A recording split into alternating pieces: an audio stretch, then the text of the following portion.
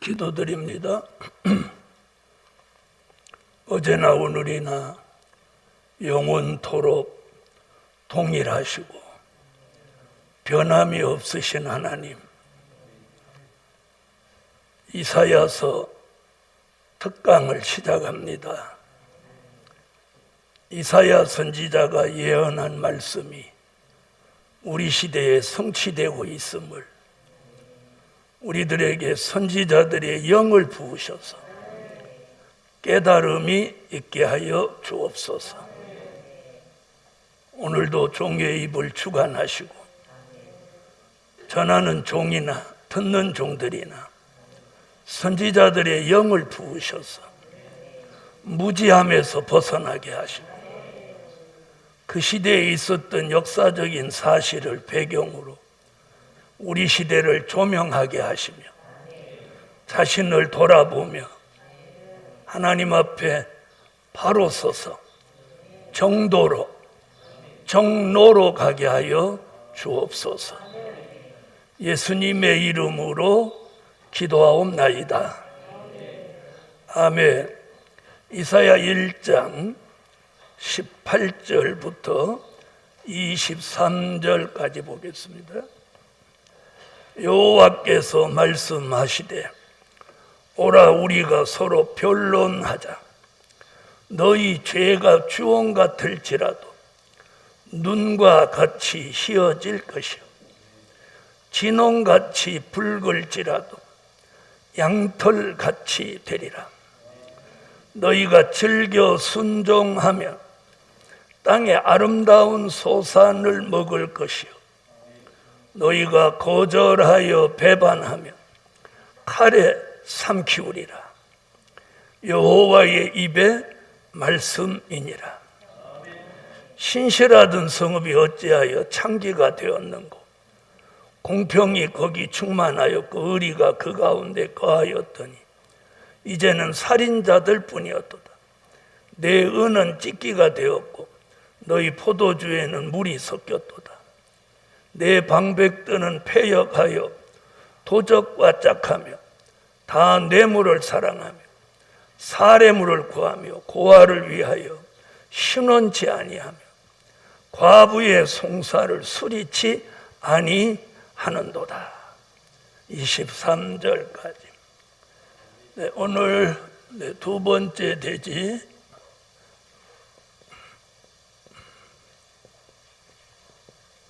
하나님의 경고.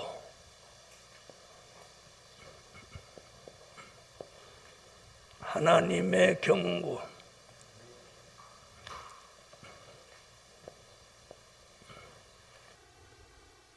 자, 1장에서 하나님이 경고의 말씀을 하시는 것은 그 배경에 뭐가 있다고 그랬어요?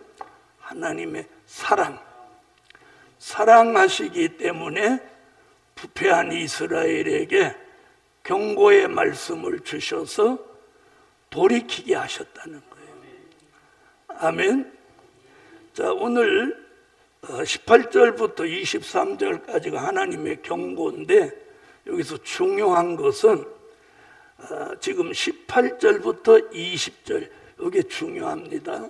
이게 지금 무슨 얘기냐면 첫째, 죄에 대한 변론을 하라는 거예요. 아멘. 죄에 대한 변론을 하자.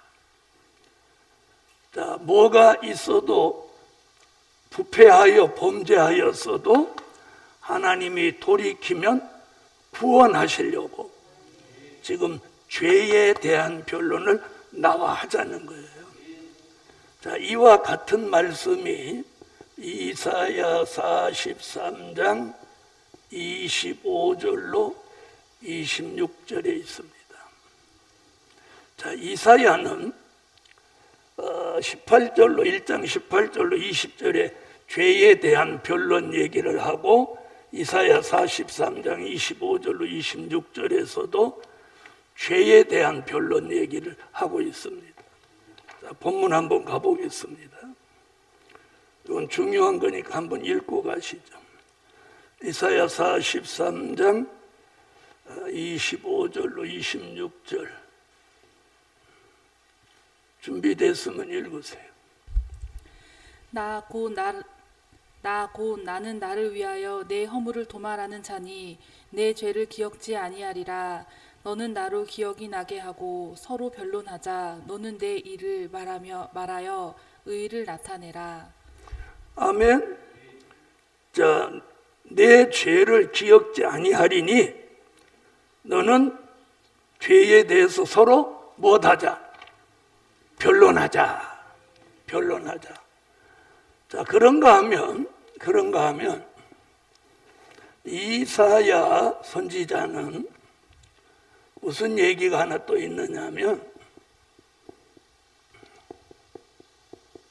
말씀에 대한 변론도 이야기합니다. 이건 참고로 해주는 거예요. 그러니까 죄에 대한 변론이 있는가 하면 무엇에 대한 변론? 네? 말씀에 대한 변론. 자, 늘 말씀드렸죠. 죄에 대한 변론은 자신을 살리기 위해서 죄에 대한 변론이 필요하고, 말씀에 대한 변론은 타인을 살리기 위해서 말씀에 대한 변론이 필요하다고. 그래서 자신의 문제, 자신을 구원하고 자신을 살리기 위해서는 하나님과 무엇에 대한 변론을 해야 돼요? 죄에 대한 변론을 하라는. 그 다음에 타인을 살리기 위해서는 말씀에 대한 변론을 해야 돼요. 그럼 여기서 말하는 말씀은 무슨 말씀? 될 일의 말씀이죠? 당연히 될 일의 말씀. 될 일의 말씀을 변론 바로 하면 타인을 살리는 거예요. 그럼 우리는 한 가지만 잘하면 돼요? 두 가지 다 잘해야 돼요? 자신을 위해서 죄에 대한 변론, 또 남을 살리기 위해서 말씀에 대한 변론을 바로 하자는 거예요. 그래서 오늘 이사야 선지자는 이 변론에 대한 이야기를 오늘 1장에서 하는 거예요.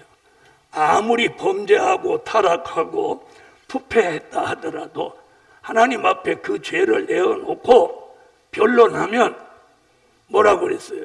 네 죄가 주홍 같을지라도 눈과 같이 희어질 것이요 진홍같이 붉을지라도 양털같이 되리니. 그러면 죄에 대한 변론을 바로 하라는 게 하나님의 경고의 말씀이에요. 그러면 심판하시려고 하는 게 아니라 살리실 목적으로 하나님이 경고의 말씀을 주는 거예요. 그래서 죄는 크게 두 가지가 있어요. 원죄와 자범죄가 있는 거예요. 자범죄. 원죄는 아담으로부터 내려온 거예요. 이것은 예수를 믿지 않으면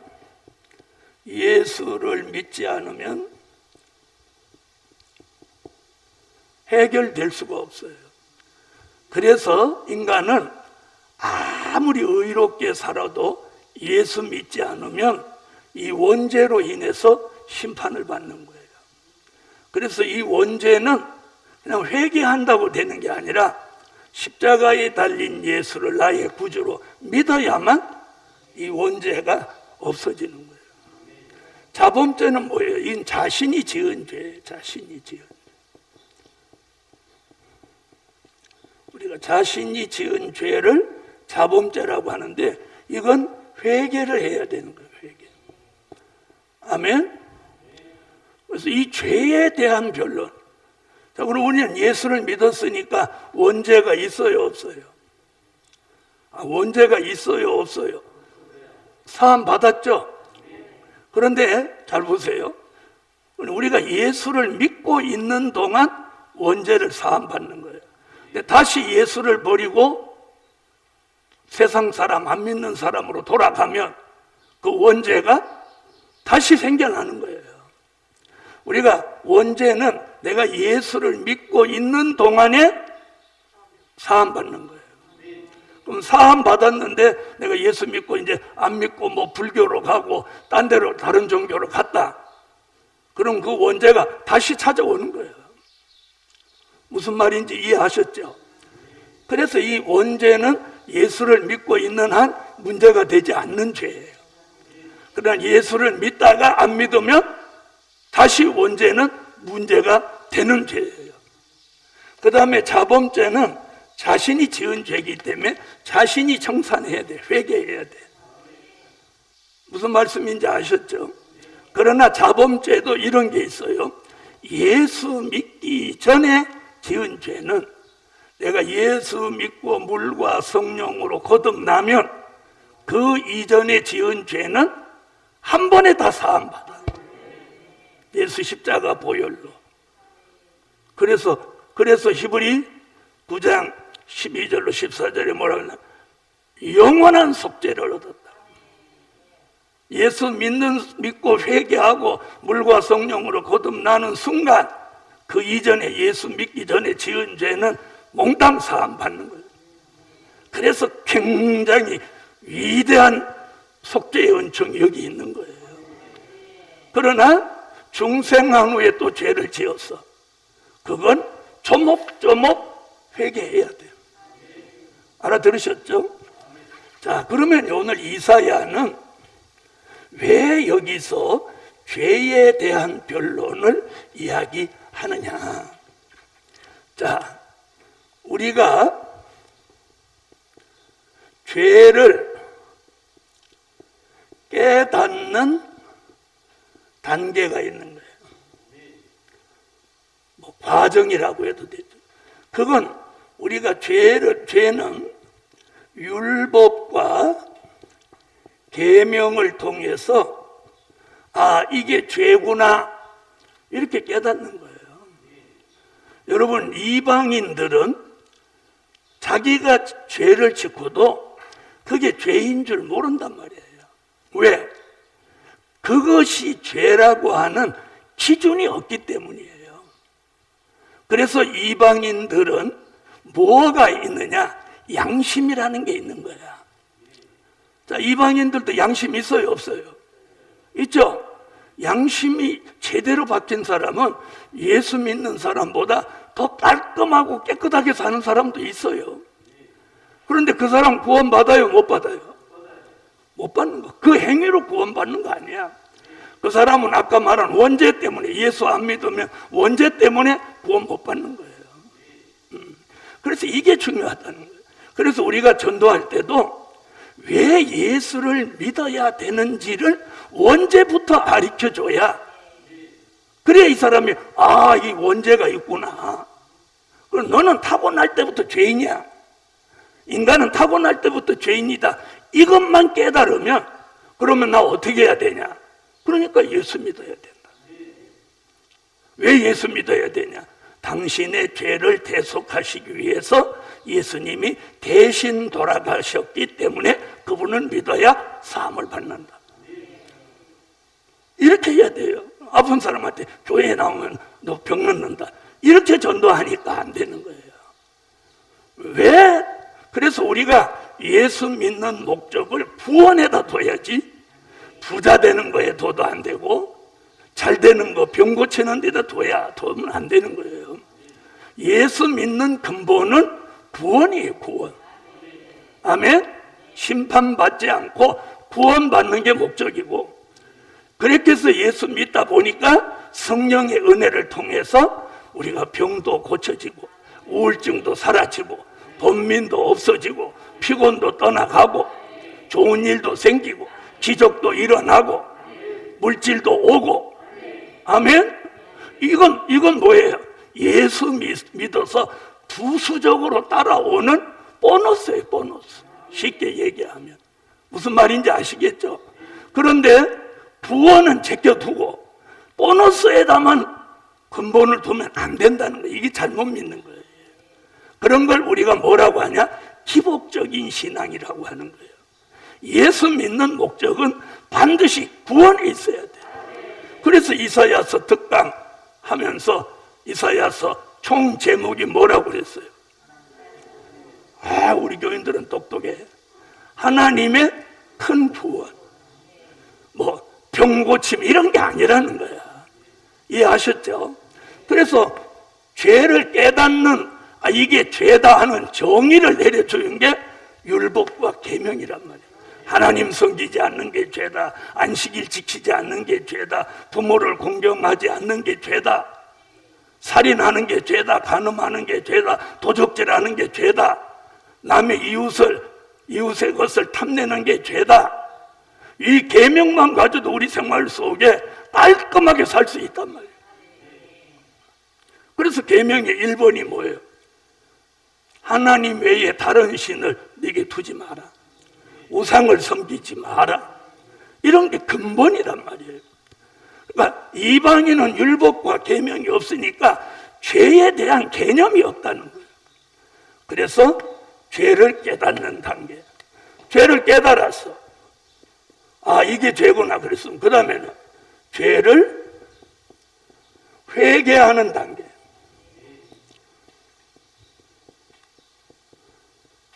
자, 죄를 회개해야 된단 말이야. 이게 죄구나 깨달았어. 그럼 어떻게 해야 돼? 주 예수의 이름으로 회개해야 돼요. 주님. 그래서 변론이라는 게 뭐냐? 조목조목. 하나님, 제가 본의 아니게 거짓말했습니다. 본의 아니게 혈기냈습니다. 본의 아니게 누구를 원망했습니다. 본의 아니게 도적질했습니다. 음란을 했습니다. 이렇게 조목조목 해야 돼요. 하나님 다 아시지요? 싹 해결해 주세요. 이럴 게 아니라는 거예요. 그래서 지금 죄에 대한 변론이 뭐냐? 조목조목 하라는 거예요. 여러분, 말씀에 대한 변론인데 앞으로 될 일이 옵니까? 믿으세요 하면 이러면 뭘 어쩌자는 거예요. 그렇죠? 그래서 될 일은 뭐다 많은 말씀과 진리가 나온 것 같이 죄를 회개하는 단계. 그럼 회개는 누구 이름으로? 예수 이름. 그래서 예수의 십자가가 없이는 회개의 의미가 없는 거예요. 그래서 자 보세요. 히브리서 9장 12절로 14절, 요한계시록 1장 5절에서 뭐라고 하죠? 전에는 양과 소를 잡았지만 이제는 양과 소를 잡지 않고 어린 양 예수 그리스도의 보배로운 피로 영원한 속죄를 이루었다. 자, 율법 시대는요, 한 가지 죄를 사함 받을 때마다 짐승이 한 마리씩 죽어야 돼요. 최소한도 비둘기라도 죄를 위해서 비둘기가 대신 죽어줘야 돼. 네? 그러니까 죄는 많이 짓고 비둘기로부터 짐승은 숫자가 제한되어 있으니까 인간이 살다가 무슨 생각이 들어올 수밖에 없어. 인색한 마음, 아까운 마음이 들어올 수밖에 없는 거야. 그죠? 자, 그런데 우리 시대는 얼마나 좋아. 양 잡아라 소 잡아라 하지 않고 예수 이름의 십자가 하나만 하면. 그래서 계시록 1장 5절에 네가 죄에서 어떻게 해방시켰다. 예수 그리스도의 피로 네 죄에서 해방시켰다. 이게 뭐예요? 죄에서 자유함을 주셨다는 거예요. 이 은혜가 얼마나 큰지 몰라. 이 은혜가. 네? 만약에요, 예수님의 십자가로 중생하는 날 그 전까지 지은 죄는 용서받고 이제부터 너 죄지면 용서 없다 그러면 우리는 살아남을 사람 아무도 없어. 그런데 전에 죄를 다 없애줬어도 또 죄짓고 회개하고 또 죄짓고 이걸 반복하다 보니까 뭐가 있냐면 남아있는 찌꺼기 같은 죄가 있는 거예요. 잊어버리고 회개 못한 거. 그렇죠? 그런 죄가 있을 거 아니에요. 그죠? 그 죄를 이제 하나님이 마지막에 도말해 주시려고 여기 죄에 대해서 나와 변론하자. 네 죄를 없애주겠다. 네가 지은 죄를 내가 더 이상 묻지 않겠다. 그거예요. 그러니까 우리는 무엇만 하면 돼? 전에는 한 가지 회개를 했는데 이제는 죄에 대한 변론만 하는 거예요. 그래서 죄를 회개할 때가 있느냐면 죄와 상관 없어지는 때가 있다는 거예요. 죄와 상관 없어져. 왜? 히브리서 9장 28절에 보면 두 번째 오시는 주는 죄와 상관없는 자가 영접한다는 거예요. 초림의 주는 죄인을 부르러 오셨다면 다시 오시는 재림의 주님은 죄와 상관없는 자를 찾으러 오시는 거예요. 자, 그렇다면 이 땅에 머리를 두고 하늘로 머리를 두고 땅에 발을 딛고 사는 인간이라면, 육체를 가진 인간이라면 죄 짓지 않고 살 수 있는 사람은 아무도 없어요. 제가 이런 설교하지만 저도 죄를 질 수밖에 없어. 그런데 자 보세요. 이 성산에 와서 사니까 거의 죄 질 일이 별로 없어.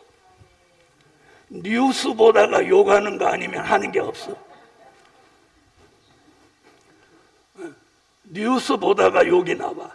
그래 내가 그러는 거예요. 아유, 저 사람 때문에 내 입이 더러워지겠다. 주여 회개합니다. 막 욕해놓고 주여 회개합니다. 옆에 있다 김 목사가 욕하면 사모님이 욕하면 되냐? 그래서 뉴스보다 욕하는 거 말고는 범죄할 일이 여기 없어. 그래서 이게 감사한 거예요. 네, 서울에서는 사람과 사람하고 만나고 부딪히니까 막 죄를 짓는데 여기 오니까 그래서 여기가 정말 좋은 곳이야. 그래서 성산이다. 자, 그래서 죄에 대한 변론. 자, 다시 보십시다. 자, 그러면 이사야는 이사야 4장 4절에서 뭐라고 하느냐? 네 죄의 문제를 해결하기 위해서 심판하는 영과 소멸하는 영을 부어서 시온의 딸들의 더러움을 씻고 예루살렘의 피까지 정결하게 해줍니다. 여러분, 그래서 이 심판하는 영과 소멸하는 영이 우리에게 와서 이 역사가 일어나면 이 피까지 청결해지니까 혈기가 안 올라오는 거예요. 네? 피까지 청결함을 받으니까 혈기가 안 올라오는 거예요. 무슨 말인지 아시죠? 그러니까 우리가 제일 지키기 쉬운 죄가 뭐냐면 혈기예요. 혈기, 원망 이런 것 때문에 또 누가 막 살살 긁으니까 그러잖아요. 그런데 이 영이 오면 피까지 깨끗해지는 거예요. 그러니까 혈기라는 게 안 올라오는 거야. 웃음이 나오지. 자, 그 다음에 이사야는 또 자기가 이사야 6장 1절로 7절에 부름 받을 때 이사야의 입술을 숯불로, 제단에 있는 숯불로 천사가 입을 찢어주면서 이 숯불이 내 입에 닿았으니 내 죄가 사하여 졌고 네 악이 제하여 졌느니라. 자, 여기 회개했어요, 안 했어요? 회개했다는 말 나와요, 안 나와요? 안 나오죠? 이사야의 탄식이 나와요. 내 입술이 부정한 가운데, 부정한 백성 가운데 있으므로 내가 입술이 부정한 자로 만군의 여호와를 배웠음이로다. 화로다 나요. 이렇게 탄식한단 말이에요. 회개하지 않았어요. 내 입이 부정해졌으니 이거 예수의 이름으로 회개합니다. 성결시켜 주십시오. 이런 거 하지 않았어요. 하나님이 선지자로 쓰시려고 선지자한테 가장 중요한 게 입이니까. 여러분, 그래서 저와 여러분이 이 선지자 이사야 같은 선지자의 축복을 받으려면 굉장히 중요한 게 입이에요. 그래서 쓸데없는 말을 많이 하는 사람은 입에서 능력이 나오지 않아. 말씀의 권세가 안 나가는 거예요. 그래서 저하고 똑같은 설교를 해도 감동을 못 받는 건 입이 부정해서 말씀의 권세가 안 나가기 때문에 그런 거예요. 제가 전하면 사람들이 눈물이 쏟아지고 회개가 나오고 뉘우치고 그러는데 다른 사람이 전하면 그런 역사가 안 일어난다? 이건 말씀의 권세가 안 나갔기 때문인 거예요. 말씀의 권세가 나가지 않는 건 입이 부정해서 그렇다는 거예요. 아멘? 자, 그래서 이사야는 선지자로서 가장 중요한 핵심이 입이니까 입을 성결시켜 준 거예요. 아멘? 자, 이사야는 이런 역사를 지금 말합니다. 아멘? 자, 그러니까 아까 이사야 43장 25절로 26절에도 무슨 얘기해요? 네 죄를 나하고 변론하자. 내가 네 죄를 기억도 나지 않게 한다. 또 이사야 44장 21절로 22절에서 뭐라고 그래요? 네 죄와 네 허물이 안개같이 빽빽하고 또 구름같이 빽빽해도 내가 네 죄와 허물을 도말하였으니 너는 내게로 돌아오라. 할렐루야. 우리는 이 말씀을 붙들고 이 말씀을 모르면서 변론한다고 그러면 말이 안 되는 거예요. 그래서 이사야 1장 18절에서 죄에 대한 변론을 하자 이렇게 서두를 꺼내놓고 4장, 6장, 43장, 44장에 오면서 죄에 대한 변론으로 이 죄의 문제를 계속 말씀하는 거예요. 아멘. 자, 그 다음에 미가서 7장 18절로 19절에는 우리를 다시 긍휼히 여기셔서, 아멘. 왜 미가를 전에는 뒤로 하더니 앞으로 하냐? 순서대로 하느라고. 스가랴가 미가보다 뒤에 있잖아요. 그전에는 스가랴를 먼저 하고 미가를 뒤로 했잖아요. 이번에는 미가를 먼저 하고 순서대로. 그래야 애우기가 쉬우니까.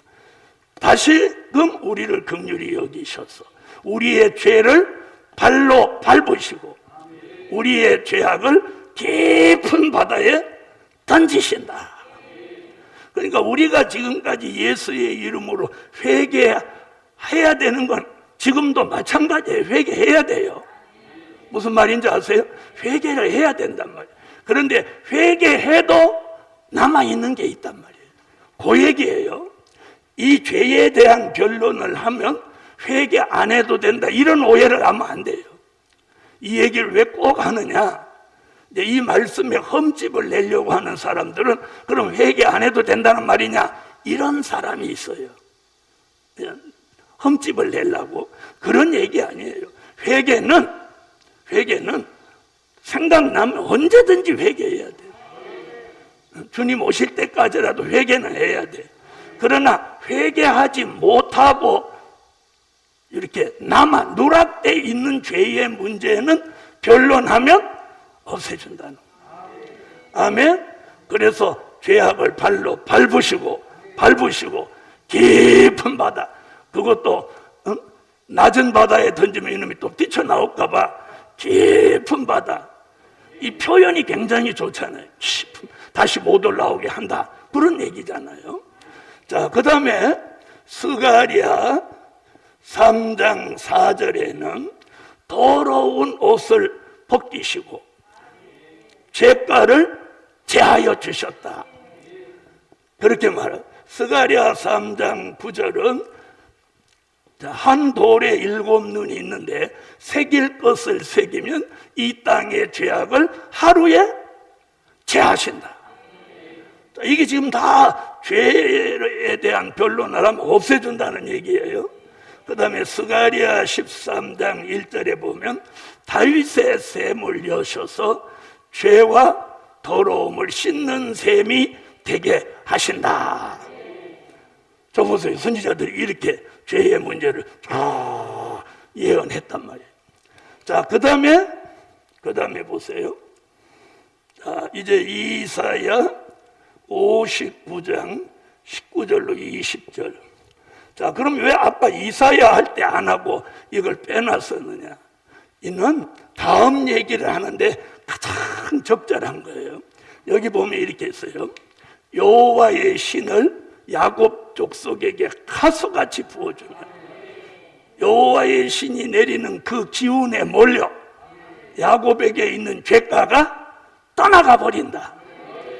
자, 죄가 우리 속에 잠재해 있거나 누락되어 있는 죄들 전부 여호와의 신의 기운에 몰려서 다 떠나가 버리는 거예요. 떠나가 버리면 죄하고 상관이 있어요, 없어요?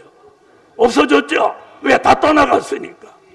그렇게 떠나가니까 히브리 9장 28절에 죄와 상관없이 되어 두 번째 오시는 주를 아멘 주 예수여 오시옵소서 하고 맞이하는 거예요. 이렇게 되기를 원하시면 아멘. 그러면 무엇에 대한 변론을 잘 하라는 거예요? 죄에 대한 변론. 이게 이렇게 중요한 거예요. 여러분, 인간이 망하고 잘 안 되는 건 죄 때문에 그런 거예요. 하나님하고 교통이 안 되는 것도 죄 때문에 그렇고, 감옥에 가는 것도 뭐 때문에 가요? 죄 때문에 가는 거예요. 그래서 세상 사람들은 죄를 지어놓고 걸리면 재수 없이 걸렸다고 그러는 거예요. 안 걸리면 운이 좋다고 그러는 거예요. 그래서 인간 세상의 법은 그들 말대로 재수 없어 걸리면 깜빵 가는 거고, 그들 말대로 운이 좋아서 안 걸리면 깜빵 안 가고 아무도 모르는 거야. 그러나 하나님 앞에서는 재수니 운이니 이런 건 상관없는 거야. 무슨 말인지 아시겠어요?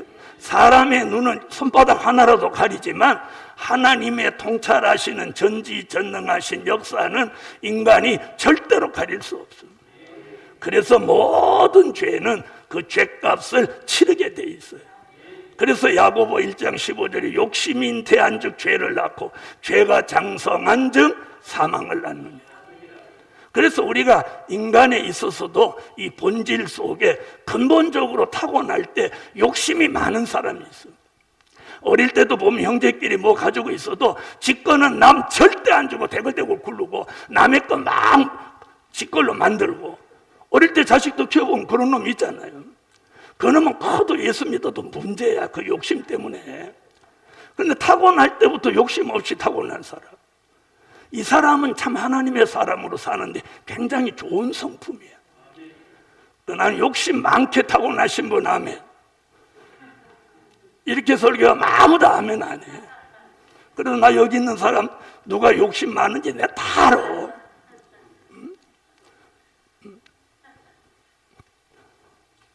자, 그래서 죄에 대한 변론을 이렇게 해라. 그러니까 그 뒤에 얘기가 굉장히 중요한 거예요. 그 얘기를 지금 중요하게 하려고 하는 거예요. 자, 그러면 우리는 이 말씀을 이제 강의를 들으면서 무엇할 마음이 생겨요? 죄에 대한 변론. 죄에 대한 변론을 해도 뭘 멈추면 안 돼?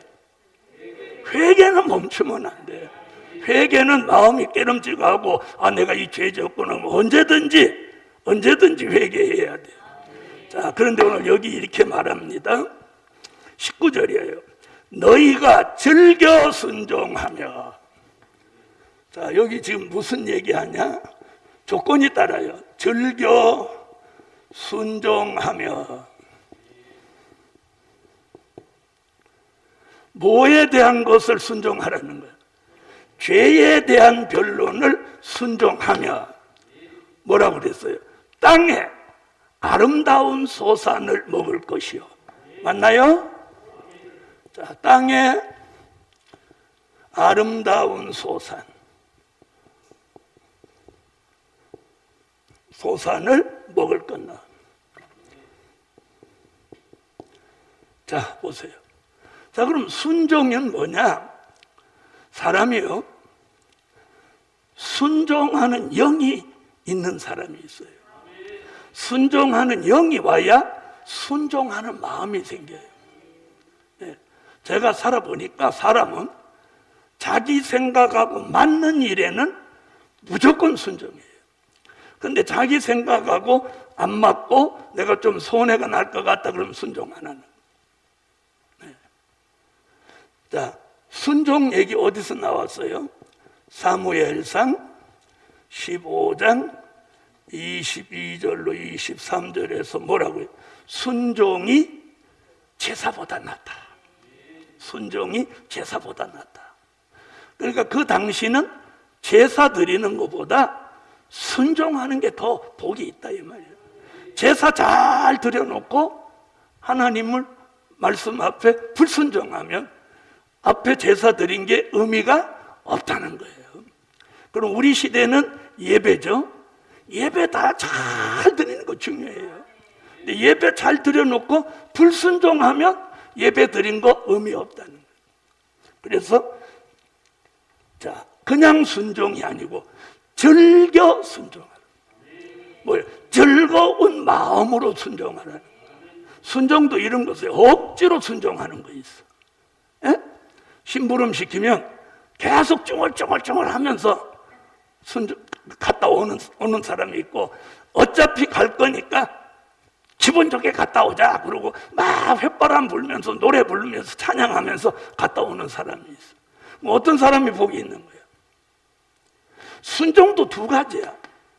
쭝얼쭝얼하고 막 불평하면서 순종하는 사람이 있고, 기쁜 마음으로 즐거운 마음으로 순종하는 사람이 있단 말이에요. 여러분은 어느 쪽이에요? 할렐루야. 한 사람밖에 없어. 다른 사람은 이제 오늘 밤새도록 가서 생각해봐. 그래서 순종하되 즐거운 마음으로 즐겁게 순종하라는 거예요. 억지로 하지 말고 불평 불만을 가지고 하지 말고. 자, 그러면 땅의 아름다운 소산을 먹는다. 여기 보면요, 여기 땅에라는 말을 했어요. 그럼 여기서 지구에서 아름다운 소산을 먹는다 이런 얘기예요. 새 땅에 가서 먹는다는 얘기 아니에요. 이건 이 땅의 아름다운 소산은 어디 얘기하냐면 계시록 11장 15절 천년왕국 그리스도의 나라를 말하는 거예요. 아멘. 우리가 들어가려고 사모하는 그 나라, 벨릴의 말씀을 사모하는 사람은요, 이 천년왕국 그리스도의 나라를 들어가기를 사모하고, 벨릴의 말씀을 바로 믿는 사람은 낙원에 들어가는 것, 천국에 들어가는 걸 사모하는 거예요. 아멘. 그럼 우리는 천년왕국 그리스도의 나라 들어가면 천국은 무조건 가는 거예요. 더러는 천년왕국과 천국 이걸 그냥 다 섞어서 보는 사람도 있지만, 천년왕국은 이 지구에 이루어지고 천국은 하나님 보좌 앞에 이루어지는 거예요. 할렐루야. 자, 그래서 땅의 아름다운 소산을 먹는다. 죄에 대한 변론을 즐겨 순종하면 천년왕국에 들어가서 아름다운 소산을 먹는다는 거예요. 아멘. 그래서 그걸 이사야 11장 6절로 9절에서 사자가 소처럼 풀을 먹고 뱀이 흙으로 식물을 삼고 어린아이가 독사의 구멍에 손을 넣어도 물지 않는 그 나라, 부족함이 없는 그 나라, 그게 땅의 아름다운 소산이에요. 그래놓고 또 뭐라고 했나 보세요. 또 이렇게 말해요. 자, 20절 너희가 거절하여 배반하며. 그럼 어떤 사람도 나오는 거야. 즐겨 순종하는 사람이 있는가 하면 거절하며 못하는 사람도 있어. 배반하는 사람도 나오는 거야. 나 죄에 대한 변론 그딴 거 안 해. 거절한다는. 그리고 그 거절하는 행위는 하나님 앞에 뭐가 된다? 배반하는 행위가 된다는 거야. 자, 그럼 우리는 어느 쪽이에요? 즐겨 순종해야 돼. 그래서 우리가 앞으로 주의 재림을 영접할 사람은 죄를 안 지려고 해야죠. 그래서 우리가 환경도 굉장히 중요한 거예요. 여러분, 장사를 하면 본의 아니게 거짓말을 안 할 수가 없어. 그래서 장사꾼들 보면 미치고 준다, 본전에 준다, 맨 그런 소리 하는 거야. 그런데도 돈은 벌어? 밑지고 주고 본전해 주는데 왜 어떻게 돈을 버냔 말이야. 그럼 결론은 뭐 됐다는 거야? 거짓말했다는 거야. 저는 그런 거짓말도 하지 말라는 거야. 차라리 이렇게 드리면 많이 못 남는데 이렇게 하면 얼마나 좋아. 오늘 조금만 남기고 드리는 겁니다. 이렇게 이 정도로 말하면 아주 그 장사하는 사람 아주 양심가예요. 양심가. 자, 그래서 거절하여 배반하면 뭐라고 했나고? 거절이라는 말은 뭐하고 동일한 뜻을 갖고 있느냐면 사무엘상 15장 22절로 23절 같이 거역하는 거랑 같은 뜻이에요. 거절 같은 뜻이죠. 자, 거기서 뭐라고요? 거역하는 것은 사술의 죄와 같다. 거역하는 건 사술의 죄와 같다. 점치고 구다는 죄와 같다는 거예요. 사술의 죄. 그러니까 이게 얼마나 큰 죄인지 아시겠죠? 이건 죽을 죄, 심판받을 죄예요. 그래서 그렇게 해서 거역하고 거절하고 배반하면 칼에 삼키우리라. 여기 칼 얘기가 나요. 칼에 삼키운다. 자, 그럼 보세요. 이게 뭐 부엌 칼이냐, 무슨 칼이냐를 떠나서, 자, 여기는 벌써 단어가 다르죠. 땅의 아름다운 소산. 여기는 칼에 삼키운다. 다시 말하면 너는 칼을 받게 된다. 이런 얘기예요. 자, 그럼 이 칼은 무슨 칼이냐? 이사야 11장 4절로 5절, 이사야 49장 2절, 요한계시록 19장 21절. 자, 이건 무슨 얘기냐면 입술의 권세라는 뜻이에요.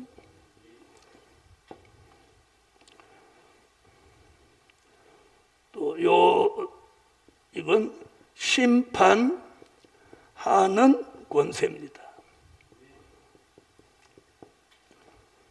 입술의 권세, 심판하는 권세. 계시록 20장 4절에 심판하는 권. 자, 이건 뭐냐? 산자의 심판에 해당되는.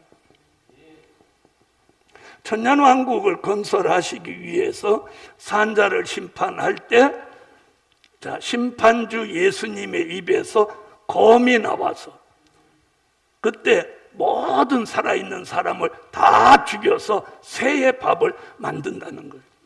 지금 그 얘기예요. 그러니까 죄에 대한 변론을 즐겨 순종하지 않고 거절하며 배반하면 너는 칼에 맞아서 산자의 심판에 해당되고 네 몸은, 네 살은 새의 밥이 된다는 거예요.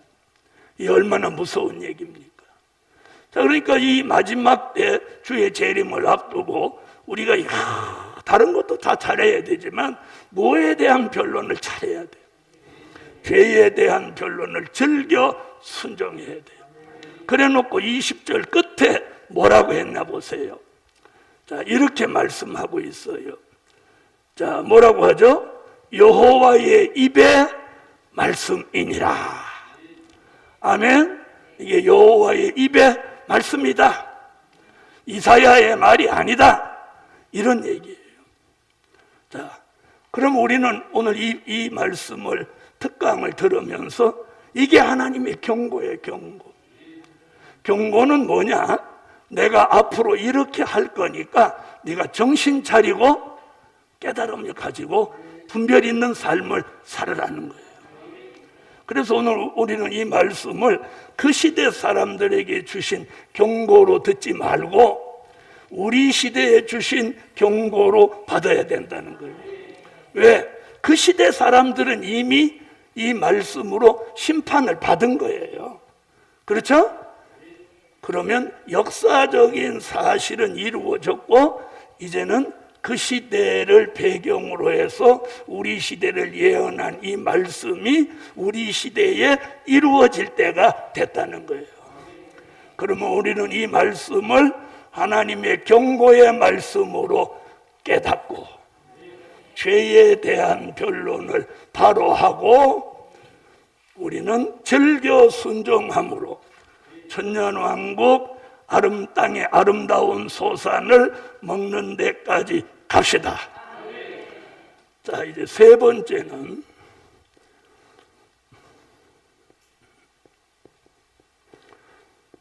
하나님의 긍휼과 사랑입니다. 하나님의 긍휼과 사랑. 자, 첫째는 부패한 것을 책망하고, 두 번째는 내가 이렇게 부패했으니 죄에 대한 변론을 바로 안 하면 이렇게 너는 칼에 망한다 경고하고, 이제 세 번째는 24절부터 31절까지인데요. 자, 세 번째는 죄에 대한 변론을 바로 하는 사람에게 뭘 줘? 하나님이 긍휼과 사랑을 베푸신다는 거예요. 자, 이 내용 속에 중요한 게 뭐냐면, 이사야 1장 25절로 26절이에요. 이게 무슨 얘기냐면 처음과 같이, 본래와 같이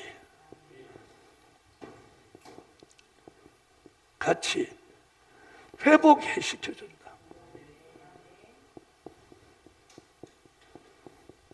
회복시켜 주신다.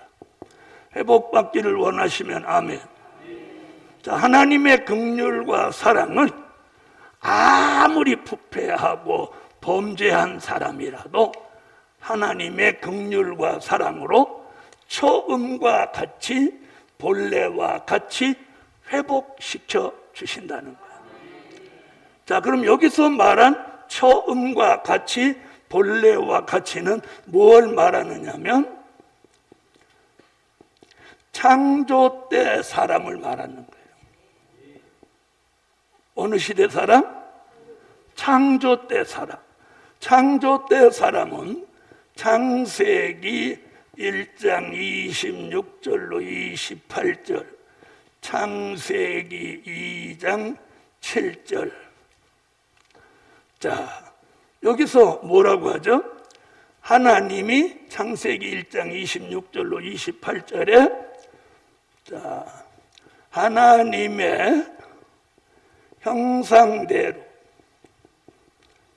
또 하나님의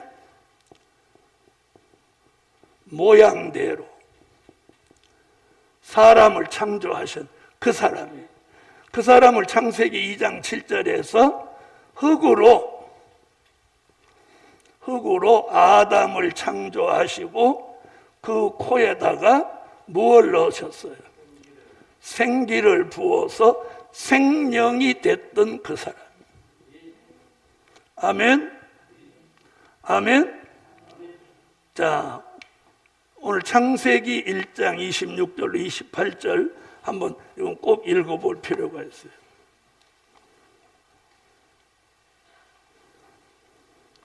자, 찾으셨으면 한번 읽어주세요.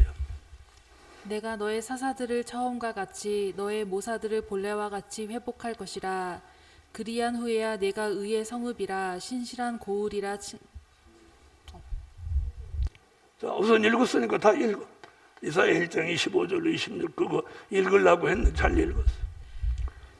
내가 또 나의 손을 내게 돌려 너의 찢기를 온전히 청결하여 버리며 너의 혼자물을 다 제하여 버리고 내가 너의 사사들을 처음과 같이 너의 모사들을 본래와 같이 회복할 것이라.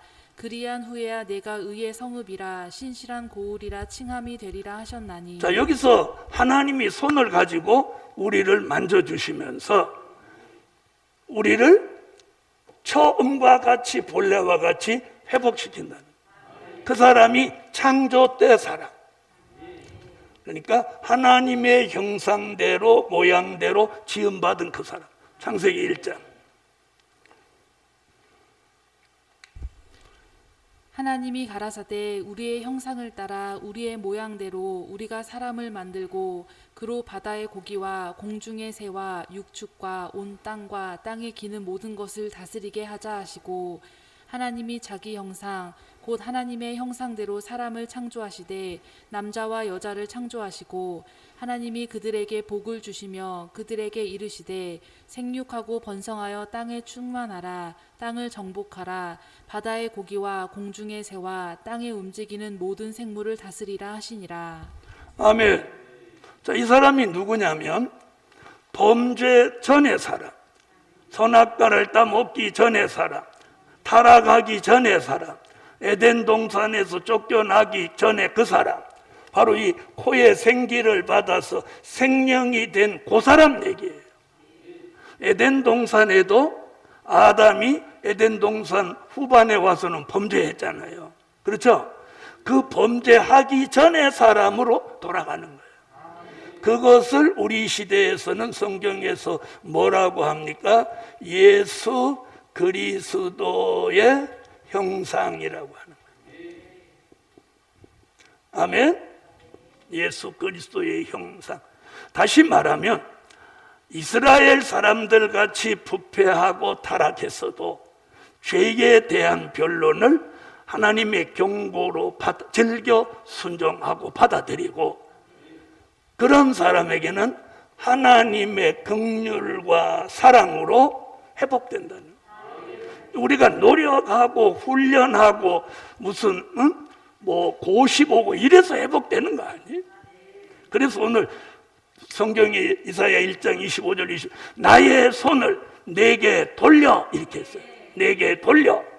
하나님의 손을 내게 돌려. 너에게 있는 찢기와 혼잣물을 제하여 버리고, 이걸 제하여 버리는 거예요. 우리에게 있는 죄악과 더러운 것들을 하나님이 이렇게 다 제하여 버리는 거예요.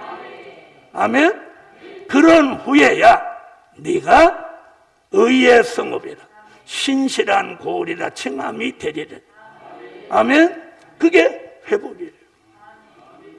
그러니까 된 일의 말씀에서는 이 회복이라는 것이 아닌 거예요. 된 일의 말씀은 회개를 거쳐서 중생이고, 회개를 거친 중생이에요. 된 일의 말씀은. 될 일의 말씀은 다시 중생이 아니에요. 중생한 사람, 중생도 한 번이에요. 그래서 중생한 사람이 된 일의 말씀으로, 중생한 사람이 될 일의 말씀으로 회복을 받는 거예요. 아멘. 그럼 우리는 지금 목적이 중생이요 회복이요? 우리는 이미 중생했기 때문에 여기 온 거예요. 그 회복이에요. 그 회복은 뭐냐? 우리가 예수 그리스도의 형상을 이루는 거예요. 자, 성경은 갈라디아 4장 19절, 빌립보 3장 21절, 고린도전서 15장 44절로 49절 같이 예수 그리스도의 형상을 내게 이루는 거예요. 자, 보세요. 된 일의 말씀은요, 된 일이라고 하는 건 예언이 이미 이루어서 성취된 거예요. 그건 믿는 거예요. 근데 될 일의 말씀은 우리가 될 일의 말씀을 내 속에 채우면 그 말씀이 내게 와서 운동하면서 예수 그리스도의 형상을 완성하는 거예요. 말씀이 뭐예요? 예수잖아요. 이루어진 예수, 오신 예수는 믿는 거고, 오실 예수는 될 일의 말씀으로 내 속에 채우면 그 말씀이 예수를 만드는 게 아니라 예수 그리스도의 형상을 이루는 거예요. 이게 뭐냐? 쉽게 말하면 우리가 예수가 되면 안 되는 거예요. 예수가 돼서도 안 되고 될 수도 없는 거예요. 맞아요, 안 맞아요? 그러니까 누구든지 내가 예수다 그러면 그게 이단인 거예요. 그게 교주인 거예요. 우리는 죽었다 깨어나도 예수가 될 수 없는 거예요. 무슨 말씀인지 아시죠? 그래서 제가 예수가 아닌 사람을 분별하는 방법을 가르쳐 드렸잖아요. 뭐였어요? 다 잊어버렸네. 주민등록 번호가 있으면 예수가 아니라고. 무슨 말씀인지 아세요? 예수님은 주민등록 번호가 없어요. 하나님의 아들이시기 때문에. 사람의 아들은 주민등록 번호가 있는 거야. 그러니까 이 땅 위에서 주민등록 번호, 대한민국으로 말하면 주민등록 번호가 있는 사람이 내가 예수다 그러면 그건 가짜라는 거야. 주민등록 번호가 없어야 돼. 그래야 신이지. 주민등록 번호가 있다고 하는 것은 사람 속에서 태어났다는 거야. 맞죠? 그러니까 자, 거짓된 예수, 자칭 예수를 분별하는 방법이 딱 간단하죠. 간단해요, 안 해요? 주민등록 번호 있냐 없냐 물어보면 된다니까. 주민등록 번호가 있다 그러면 그 사람은 가짜인 거야. 그래서 우리는 예수가 돼서도 안 되고 예수가 될 수도 없는 거예요. 자, 하와가 잘 봐요. 뱀의 미혹을 받은 결정적인 사건이 뭐예요? 네가 선악과를 따먹으면 네가 하나님같이 된다고 그랬잖아. 그래서 따먹은 거잖아요. 우리 시대에 가장 사탄의 미혹이 뭐냐면 네가 예수 된다. 그래서 특히나 대한민국에서는 재림 예수가 많이 나오는 이유가 그거예요. 특히나 우리는 될 일의 말씀에서는 이 부분은 철저해야 돼. 예수가 돼서도 안 되고 될 수도 없다. 아멘? 우리는 뭐가 되는 거야? 예수님을 닮은 사람. 그걸 성경적으로 말하면 예수 그리스도의 형상이에요. 그 형상을 이루는 것은, 내가 예수님을 닮은 사람이 되는 것은 내가 노력해서 되는 게 아니고, 참아서 되는 게 아니고, 공부해서 되는 게 아니고, 신학교를 나와서 되는 게 아니에요. 어떤 거예요? 하나님의 긍휼과 사랑으로 그분의 전능한 손이 내게 와서 내게 있는 혼잡과 찢기를 제거해 줄 때 우리는 처음과 같이, 본래와 같이 회복을 그분이 시켜주는 거예요. 내가 회복을 만들어가는 게 아니라는 거예요. 아셨죠? 그게 뭐예요? 예수 그리스도의 형상이다. 자, 그럼 여기서 이런 사람이, 나 예수 그리스도의 형상이다. 그럴 수 있죠. 그렇죠? 내가 예수야 그러면 뭘로 증명하라고 그랬어? 주민등록 번호가 있냐 없냐 물어보면 간단하다고 그랬어요. 그런데 나 예수 그리스도의 형상을 이루었다, 이렇게 누가 말하면 어떻게 할 거예요? 그래서 예수 그리스도의 형상을 이루면 네 가지를 갖추어야 돼. 그러니까 내가 예수 그리스도의 형상을 이루었다 그러면 네 가지를 갖추었냐고 물어보면 돼요. 그 첫째는 예수의 마음을 가져야 돼요. 자, 예수 그리스도의 형상은요, 요 네 가지를 갖추어야만 그 사람을 예수 그리스도의 형상을 이룬 사람이라고 하는 거예요. 그 첫째가 뭐냐? 예수 그리스도의 형상을 닮았다면 그분의 마음을 받았어야 돼. 그게 빌립보 2장 1절로 5절. 5절에서 너희 안에 이 마음을 품으라. 곧 그리스도 예수의 마음이니. 자, 빌립보 2장 한번 찾아줘요.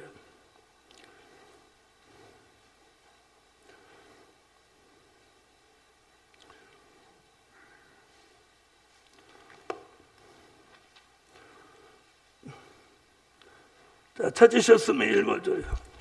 그러므로 그리스도 안에 무슨 권면이나 사랑의 무슨 위로나 성령의 무슨 교제나 긍휼이나 자비가 있거든 마음을 같이하여 같은 사랑을 가지고 뜻을 합하여 한 마음을 품어 아무 일에든지 다툼이나 허영으로 하지 말고 오직 겸손한 마음으로 각각 자기보다 남을 낮게 여기고 각각 자기 일을 돌아볼 뿐더러 또한 각각 다른 사람들의 일을 돌아보아 나의 기쁨을 충만케 하라. 너희 안에 이 마음을 품으라. 곧 그리스도 예수의 마음이니. 너희 안에 이 마음을 품으라. 그리스도 예수의 마음. 자, 우리 속에 예수의 마음이 있냐는 거예요. 예수의 마음이 있으면은요, 자 보세요. 예수의 마음은 제일 우선적인 게 뭐냐? 예수님은 인류를 죄 가운데 살리기 위해서 자신을 한 알의 밀알같이 희생의 제물로 드렸어요. 이런 마음, 이런 사랑이 있어야 이게 예수의 마음인 거예요. 아멘? 자, 만약에 정말 우리가 예수의 마음이 있다면 지나가는데 누가 옷을 벗고 있으면 내가 입고 있는 옷을 벗어줘야 마땅해. 그런데 우리 그렇게 못하잖아요. 못하죠? 못한단 말이에요. 자, 그 다음에 두 번째는 신의 성품을 갖춰야 돼요. 그래서 베드로서 1장 4절에 보면 신의 성품에 참여한 바가 되라. 성품이 신의 성품이라 해요. 그런데 우리는 못된 성품 있죠. 못된 성품, 간사한 성품, 아주奇妙한 성품을 가지고 있어요. 그래서 오직하면 단무지, 오이지 이런 말이 나왔겠어. B형은 뭐고 A형은 뭐고 뭐 AB형은 뭐 지랄 맞고 지랄 맞고 지랄 맞다 뭐 이런 말이 왜 나왔겠어? 오이지 오만하고 이기적이고 지랄 맞다. 단무지 단순하고 무식하고 지랄 맞다. 이런 말이 왜 나왔겠어요? 소세지 소심하고 세심하고 지랄 맞다. 이런 말이 유행어로 나온 거예요. 우리는 이 성품의 변화가 예수의 마음을 통해서 안 되면 다 소세지, 오이지, 단무지, 지랄 맞고 지랄 맞고 지랄 맞은 거예요. 에? 이거 내가 욕하는 거 아니에요. 아유 목사님 이사야 강의하다 입이 더러워지겠네. 시중에 그런 말이 또 돌아요. 그래서 우리가 어떤 때 인간성, 본성이 나와서 막 역사할 때 보면 지랄 맞아. 가만히 있는 거 봐. 다 동의하는 거잖아. 자, 그래서 마음과 성품이 예수를 닮아야 그분의 형상이 이루어진 거야. 동의하시면 아멘. 그럼 우린 지금 이 네 가지인데 두 가지 됐어요, 안 됐어요? 아니, 됐어요, 안 됐어요? 안 됐죠? 자신 있게 안 됐다 소리 못하는 것도 곧찡찡이야. 아까 죄에 대한 변론 알았으니까 이것도 자복을 해야지. 자, 그 다음에 체질이 변화돼야 돼, 체질이.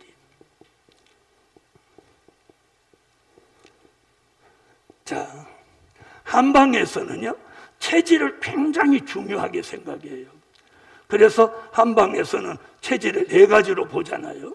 뭐 태음인, 소음인, 태양인, 소양인 이렇게 본단 말이에요. 체질에 따라서. 자, 한번 보세요.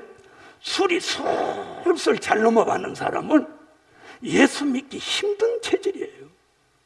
에? 그리고 이런 체질이 있어요. 어디서 음악만 툭 하면 저절로 이렇게 몸이 저절로 이러는 사람. 이건 예수 믿기 힘든 체질이에요. 요즘 사람들을 가만히 이렇게 보면 요즘은 여자애들이고 남자애들이고 젊은 애들이고 전부 담배 피고 전부 술 마시는 거예요. 그러니 젊은 애들이 예수 믿기는 아주 압조건인 세상이에요. 압조건인 세상이에요. 회사 들어가면 회사에서 회식한다고 툭하면 회식한다고 1차, 2차, 3차까지 가고 그거 안 따라가면 왕따를 시키는 거예요. 그러니까 거기서 살아남기 위해서는 방법이 하나밖에 없어. 실력이 뛰어나야 돼. 실력이 뛰어나야 돼.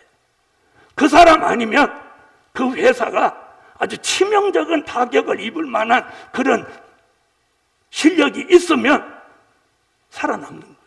그러니까 우리는 이 복음을 가진 사람은 하나님의 지혜와 총명과 명철을 받아서 뛰어나야 돼. 뛰어나야 돼. 아멘? 그래서 하나님이 저 같은 사람에게도 이런 말씀을 통달하게 해갖고 누가 내 면전에서 못된 비도록 만들어놓은 거예요. 그리고 이 체질이 굉장히 중요한 거예요. 여러분, 우리가 예수 믿는 조건에 좋은 체질, 좋은 성품으로 타고난 사람이 있어. 타는 사람이 있어.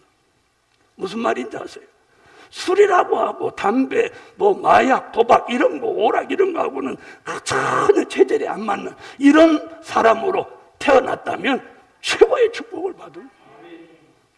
자, 체질의 변화는요, 이사야 25장 6절로 8절 같이 사망이 멸하여져서 고린도전서 15장 51절로 54절 같이 변화체가 된 체질. 죽을 몸이 죽지 않고 썩을 몸이 썩지 않는 몸 되도록 이 체질이 변화체가 되는 거예요. 댄일의 말씀은 거듭남, 중생체를 만드는 거고 여기는 변화체가 되어가는 거예요. 자, 네 번째, 생활이 변화된 사람.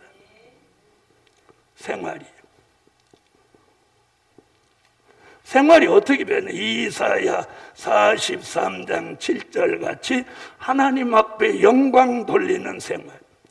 이사야 49장 1절로 3절 같이 하나님의 영광을 나타내는 생활.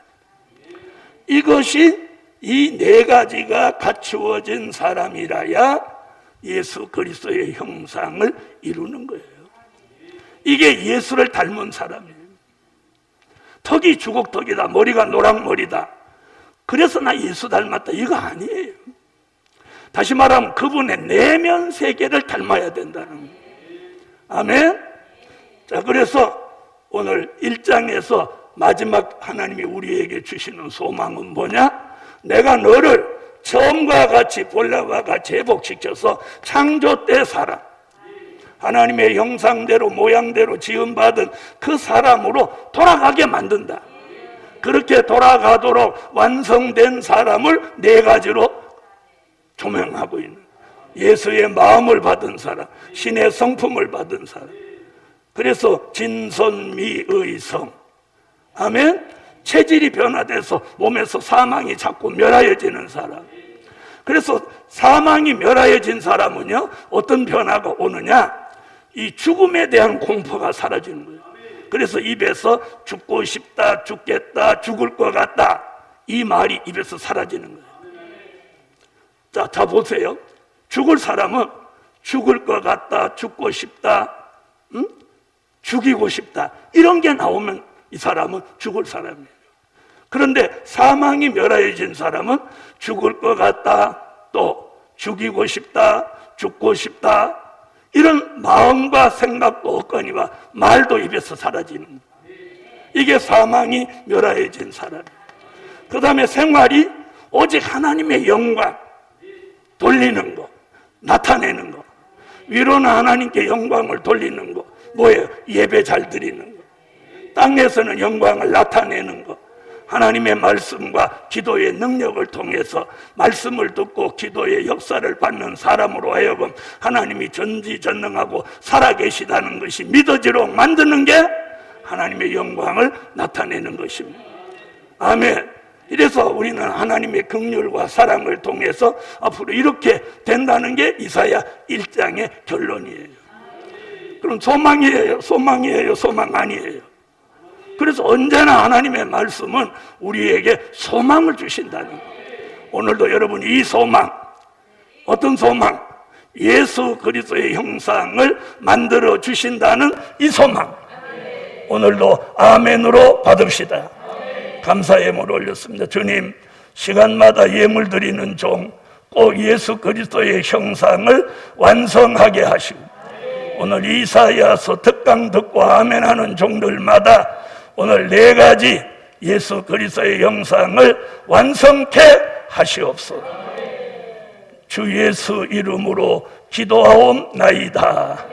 아멘. 지금은 우리 주 예수 그리스도의 무한하신 은혜와 하늘에 계신 하나님의 극진하신 사랑과 일곱 영의 완전케 하시는 역사가 오늘도 말씀 받은 종들의 머리 위에 지금으로 영원토록 함께 계시기를 축원하옵나이다. 아멘. 다 같이 여호와 삼창. 오늘은 무슨 기도해야 되겠어요? 처음과 같이 본래와 같이 만드사 예수 그리스도의 형상을 이루게 하시되 예수의 마음, 신의 성품, 체질의 변화, 생활의 변화까지 완성하게 해달라. 자유롭게 기도하시고 마칩니다. 여호와여, 여호와여, 여호와여.